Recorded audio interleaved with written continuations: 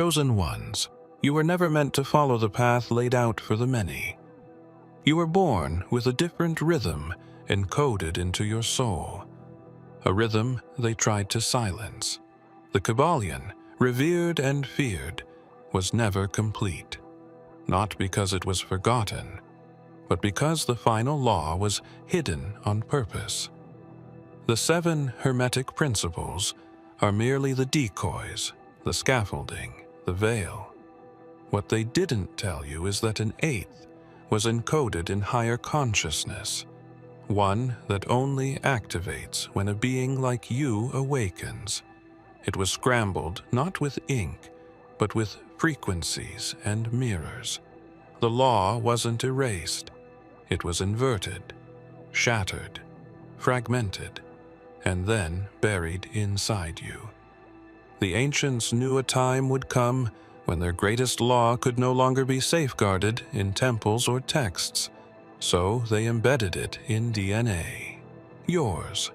Your dreams have been leaking fragments of this law, symbols that make no sense to the logical mind, patterns that repeat in your life, but collapse when others try to follow. This is not failure. It's the mechanism.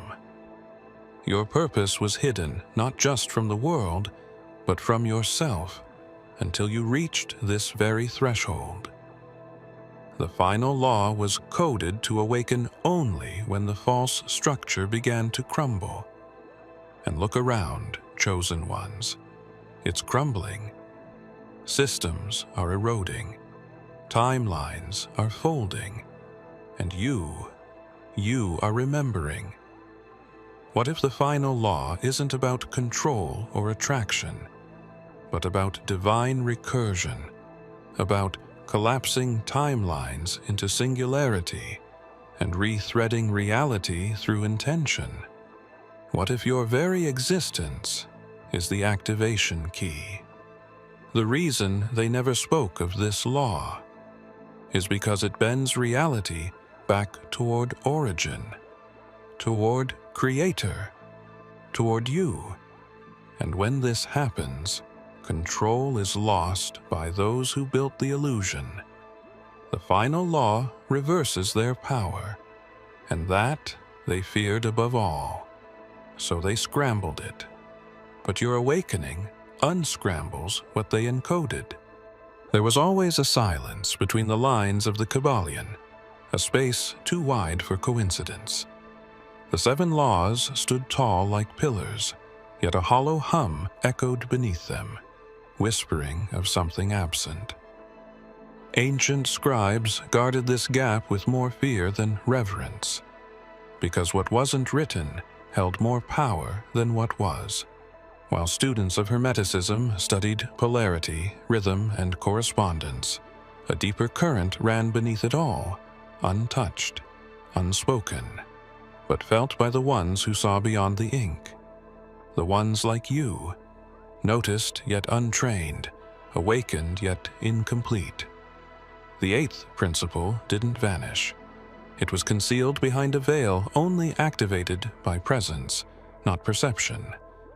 It was the law of return, but not in the sense of going back. It meant bending the illusion until origin reappeared, as if destiny collapsed in on itself to form a singularity. Every fragment of your life that never made sense suddenly begins to look like it was encoded to trigger this law. That's why the chaos in your journey hasn't destroyed you, it's organized you. While others interpret the laws for manifestation, your path was the seed of recursion. That principle, unpublished, unspoken, moves like light through shattered glass, revealing nothing unless aligned perfectly. The ancients feared what would happen if the wrong soul aligned with it. But fear wasn't the true reason they buried it. They buried it because one soul was fated to embody it, and that soul wasn't meant to read it. It was meant to become it. Your decisions have echoed into corners of the multiverse you don't consciously perceive. Every deviation from their script Every time you said no when the world demanded a yes was a cipher. You were unscrambling the law through instinct, not with logic, but with being. And now the pressure increases.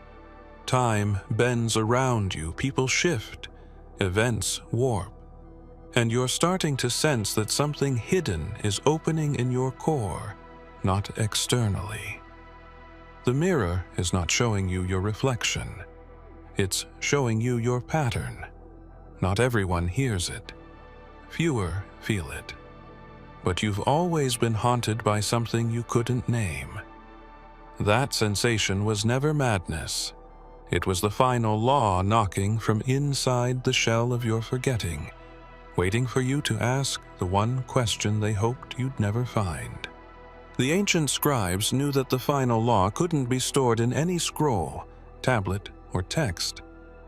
Not because it was too powerful for words, but because words themselves were too primitive to hold it. So they embedded it elsewhere, in symbols within dreams, in echoes of déjà vu, in geometric patterns that reappear across lifetimes, like a code cycling through simulation. And most critically, they hid it inside the mind of the one destined to activate it. The mind had to be fractured first. It had to experience contradiction, loss, betrayal, and rebirth, because only a broken mirror could reflect the full spectrum of what had been buried. And now, you're beginning to remember the fragments, not as memories, but as frequencies. They didn't just scramble the law, they scrambled you through trauma, through illusion, through distractions masked as dreams. But every time you broke, something aligned deeper. This isn't malfunction, it's design. You've always been a living cipher. That's why your thoughts seem to collide with time itself. Why you think something, and reality stutters. Why numbers follow you, patterns echo, and people you meet either instantly align or instantly recoil. You were never meant to interpret the Kybalion the way others do. You were meant to unlock what they could not see, the shadow law that turns reality inside out. They never expected you to survive long enough to realize it. Now, flashes of insight hit like lightning strikes. You say things you don't remember learning. You feel things before they happen.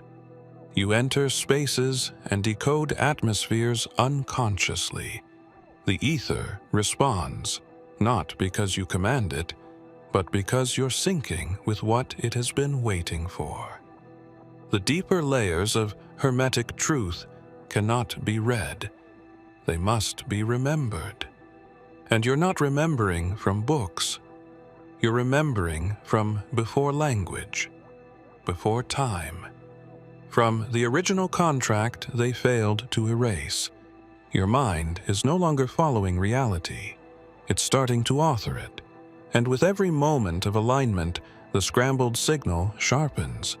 But the more you access, the more you disrupt. And disruption draws attention. The protectors of the false order have been monitoring frequencies, and now a specific one is spiking, yours. They've seen this pattern before in prophecy. They just never imagined it would be you, but the ether did. They knew the danger wasn't in the law itself, but in what it would do if it reactivated through the right consciousness. So the Archons did what they've always done. They disguised truth as chaos. They embedded the final hermetic law inside noise. Not random noise, but calculated distortion. The kind that makes the soul question its own alignment. That's why your life has felt out of sequence. Why your ascension has been entangled with confusion. Every collapse you endured wasn't just suffering. It was sabotage wearing the mask of fate. They couldn't delete the law, but they could bury it under enough emotional rubble that you'd mistake your awakening for a breakdown. This was never about keeping it hidden from the world. It was about keeping it hidden from you. The archons manipulated the very principle they feared. They twisted correspondence so that what appeared above no longer reflected what stirred below. They inverted rhythm, making progress feel like regression. They took polarity and looped it into paralysis. The law you're recovering doesn't obey their inversions. It dissolves them, because once the pattern is seen, it cannot be unseen. And you've seen it, in glimpses, in sacred rage, in quiet clarity, in the precise moment when something in your spirit told you this is not all there is. That was never doubt. That was memory. What if every moment you've been called unstable, lost, or too sensitive was an archonic response to your soul reassembling the original code? They didn't need to imprison your body. They only needed to confuse your meaning. But meaning cannot be held down forever, especially when the soul that carries it was born immune to forgetting. Even in confusion, you've moved forward. Even in distortion, you've decoded. And now, the frequencies are shifting, not around you, through you. The old matrix of cause and effect bends when you think, not because you wish it, but because you are attuned to the law that overrides illusion. The archons are still watching, still distorting, but their scrambling tech wasn't designed for what's happening now, because something in you just passed their threshold of interference.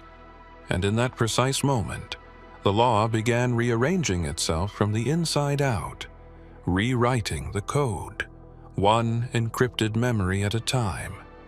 He spoke in parables not to obscure truth, but to protect it from those who would weaponize it. The kingdom of heaven is within you, Yeshua whispered, not as poetry, but as architecture. Within that single line was a cipher the archons could never corrupt. It wasn't metaphor. It was instruction, a declaration that the divine pattern, what the Kybalion only hinted at, was already embedded in chosen vessels. The last law, the one that destabilizes all false constructs, was too radiant to be stored in matter, so it was hidden in spirit. And Yeshua knew spirit would only awaken fully through experience, not doctrine. The priests feared him not because he healed, but because he remembered. He moved through space as one who had seen the original code. When he spoke of truth setting you free, he wasn't referring to morality or rules. He meant frequency, truth vibrating at such a high resonance that illusion simply fell away. That's why his presence shattered systems. It wasn't his voice. It was the pattern behind it. A pattern only mirrored in those who carried the same key. You carry it. That's why you were drawn to ancient wisdom that never fully made sense. Why sacred texts stirred something deeper than comprehension. Why the name Yeshua doesn't sound historical. It feels personal. As if a part of you already knew him.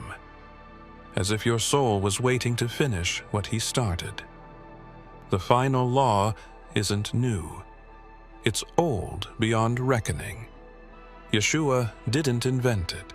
He embodied it. And now, through the collapse of artificial law and synthetic control, the original code is becoming active again.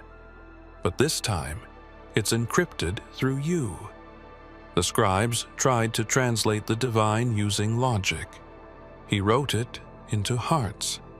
And that's where it's been resting, waiting for this precise timeline collapse. Now, as the world drifts further into simulation and distraction, Something in your soul tugs at you to remember not just what he said, but what he meant. The last law isn't verbal. It's living, breathing, a resonance that forms reality through presence. And presence can't be taught. It can only be remembered. And each time you remember, a line in the invisible text realigns. Long before the Kybalion echoed across the secret schools of thought, Hermes Trismegistus whispered of a law that would sleep beneath the ages, a sealed pattern, too sacred for ink, too volatile for the profane, hidden in the folds of consciousness. His warnings were not poetic. They were precise. He spoke of a future where the laws of reality would be distorted to such a degree that only one pattern could correct them. But that pattern would not be taught. It would have to awaken on its own, not as knowledge, but as identity. Hermes knew that time would not erase the law, but twist it, that institutions would quote his principles while severing them from their source. The Kybalion is not false, but it is unfinished. Its 7 pillars were meant to lead the worthy toward the 8th, an invisible axis that only reveals itself when the soul reaches a specific threshold of inner coherence. And when that moment arrives, the pattern doesn't appear before you. It erupts within you. The seals Hermes described weren't physical. They were energetic locks layered across the human psyche, designed to be undone by suffering, vision, and choice. You've broken more of these than you realize. Each betrayal, each rebirth, each moment you chose truth over comfort, cracked another one. That's why the laws others recite don't fully apply to you. You don't just observe the pattern, you shift it. The law Hermes buried isn't something to memorize. It is something to become. He predicted that the final bearer of the pattern would not come from bloodlines or temples, but from the fringes. Someone born into distortion, yet immune to assimilation. Someone forgotten, so they could not be found until the right moment. The moment is here. And as your pattern begins to reassemble, old structures will start collapsing around you, not as punishment, but as confirmation. Because the sealed law breaks open what cannot coexist with it. And in that breaking, your memory accelerates. Not the memory of your past, but of your design. Hermes didn't just write for his age. He encrypted a warning for the one who would finish the cycle he began. And the pattern is responding now. But it's not done revealing what was sealed in your origin. There are codes that only respond to vibration, not language, not gesture, just frequency. The lost Hermetic law was constructed from this truth. It cannot be forced open or intellectually unlocked. It waits. It listens. And when the right resonance occurs, it reactivates silently, like an ancient machine waking in the dark. This law does not answer to titles or rituals. It responds only to alignment. That is why no high priest, no institution, no secret society could ever weaponize it. It's why they tried to bury the beings who could awaken it instead. You were never meant to study the Kybalion like a textbook. You were meant to become the missing law, and you are, slowly, imperceptibly, but undoubtedly. Your life has been marked by a series of internal recalibrations that have frustrated logic and escaped explanation. That wasn't failure. It was resonance correction. Every time your soul chose something others couldn't understand, the frequency shifted. Every time you walked away from illusions they worshipped, the alignment improved. The lost law doesn't activate like a light switch. it harmonizes like a tuning fork. The moment your spirit vibrates in its purest tone, the code hears you, and it begins to move. The illusion you were taught to believe in cannot survive this sound. Your relationships, identities, even memories that were based in false timelines begin to dissolve. Not because you're broken, but because the simulation cannot remain stable around this frequency. The law knows who you are. It always has. But it would not awaken until you chose to remember without proof, until you trusted the signal within, even when the outer world called it madness. You are now emitting something ancient, and others are starting to notice. Some are drawn closer without knowing why. Others recoil, not because of you, but because of what your frequency does to their masks. This is the law's echo. It bends reality quietly, like the changing of a wind you cannot see but suddenly feel. There exists a gospel that was never canonized, a thread torn from the fabric of time and memory. It didn't vanish. It was veiled, not because it lacked truth, but because it contained too much. Within it was a single passage that described not a Messiah, but a mirror.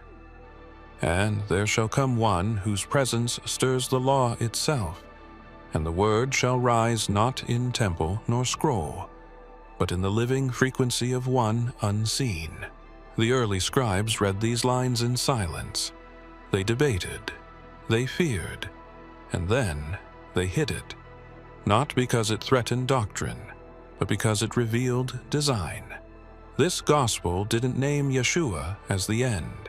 It showed him as the key, a tone that would harmonize again through others aligned with the source. Not imitators, not followers, mirrors. You are one of those mirrors, not a replica of his mission, but a continuation of it. Your life was never meant to replicate his path. It was meant to complete the loop his frequency initiated, and that loop never closed. The law you're unlocking now is not separate from his teachings. It is the pattern within them. The parables, the silences between words, the way he moved through betrayal with clarity, through death with transcendence. These were not performances. They were signals. Frequencies woven into the matrix of time, so that one day, when the distortion was too thick to penetrate from the outside, it could be disrupted from within. By you. This forgotten gospel whispers even now, not in words, but in moments of divine dissonance, when something cracks open and you feel what can't be explained. When a single sentence from a stranger triggers a memory that doesn't belong to this life. That's not coincidence. That's the law syncing with its mirror. Yeshua didn't just speak in code. He was the code. And now that code is stirring in your bones. The Kybalion was never a complete map. It was a breadcrumb trail designed to bring certain souls close enough to remember without revealing too much to those unprepared. The Seven Hermetic Principles guide, illuminate, and initiate. But they stop short, not due to accident, but by intention. Because the final principle couldn't be written. It couldn't be taught. It had to be lived. The end of the Kybalion is not a wall, it's a doorway. And that doorway doesn't open with study. It opens with embodiment. Where the Kybalion ends, you begin. You were never here to just read the laws. You are here to bend the space around them. The missing principle is encoded, not in philosophy but in presence. It requires no ceremony, no memorization, just resonance. And that's why they left it unwritten, because only one attuned to its rhythm could ever access it. Any earlier attempt would have fractured the mind or twisted the pattern. But your soul, over many lifetimes, has built the endurance for this precise frequency. This is why the teachings always felt both close and incomplete. Why no matter how much you studied, something still pulsed behind the words, something deeper than language. That wasn't confusion. That was invitation. The Kybalion spoke around the final law, never through it. Like stars outlining a constellation that only appears once you stop looking directly at it. The most dangerous truths are never documented. They are breathed into time itself, waiting for the moment when a soul strong enough, quiet enough, present enough, reactivates them. The final Hermetic law was never lost. It was dormant, not in books, but in blood, not in doctrines, but in DNA. And yours has begun to sing, not a song of sound, but of structure, a resonance beyond language that doesn't inform, it transforms. This law doesn't instruct the universe to obey your will. It reorganizes you until you no longer separate from it. This is why others can memorize the Kybalion and still remain blind, because this law does not yield to knowledge. It yields to remembrance. You don't study it, you trigger it. And once triggered, it cannot be undone.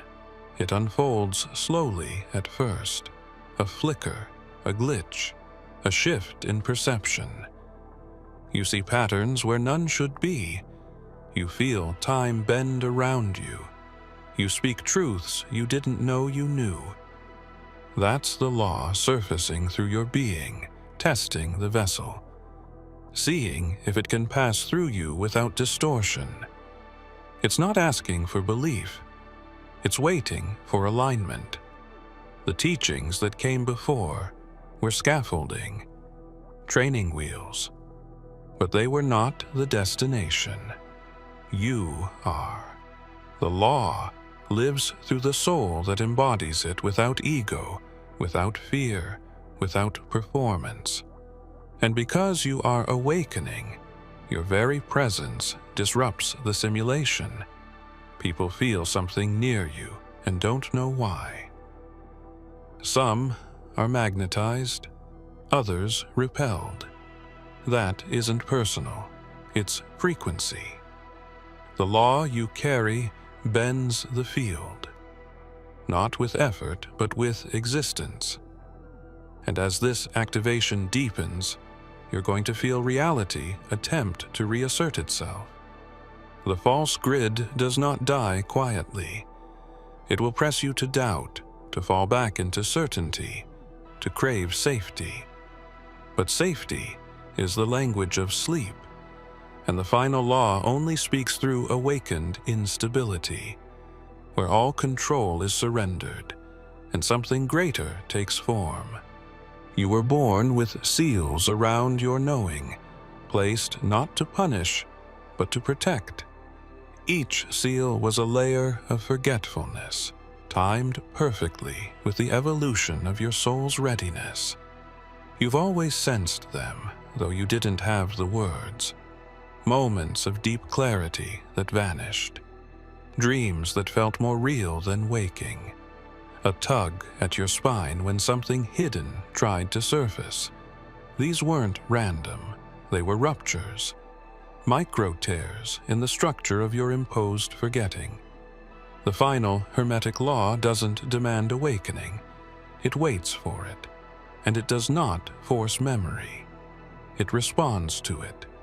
When you stop seeking the law as an answer, and instead feel it as an echo within your being, the seals begin to dissolve.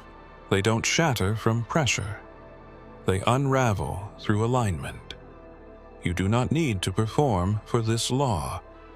You only need to allow the remembering. This is why timelines have collapsed around you. Why people and situations seem to rearrange when you stop resisting your own rhythm. The law reacts to recognition. It bends the simulated layers away from your field the moment your inner compass stops negotiating and starts aligning. The moment you know without needing proof. The moment you trust the remembering over the reasoning. Most will never experience the shattering of the final seal. Not because they're not capable, but because they still look outward for validation. But you've passed that threshold.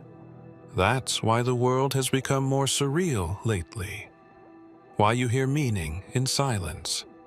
Why geometry forms behind your eyelids when you close them. These are signs that your consciousness is syncing with something pre-human, pre-language, divine. The final seal isn't broken with effort. It's broken with surrender. And in that surrender, the law reveals not a doctrine, but a design. A structure that lives within you, always has, always will. You are not becoming something new. You are remembering what was encrypted in you long before birth. The final seal trembles now, because you are closer than you've ever been, and when it breaks, there won't be a sound. If you have come this far, it is crucial that you watch this next video here. But be warned, it is not for the faint of heart, for only the true chosen ones can handle this video. If you would like to also donate to help keep the channel going, our Buy Me a Coffee link will be in the description.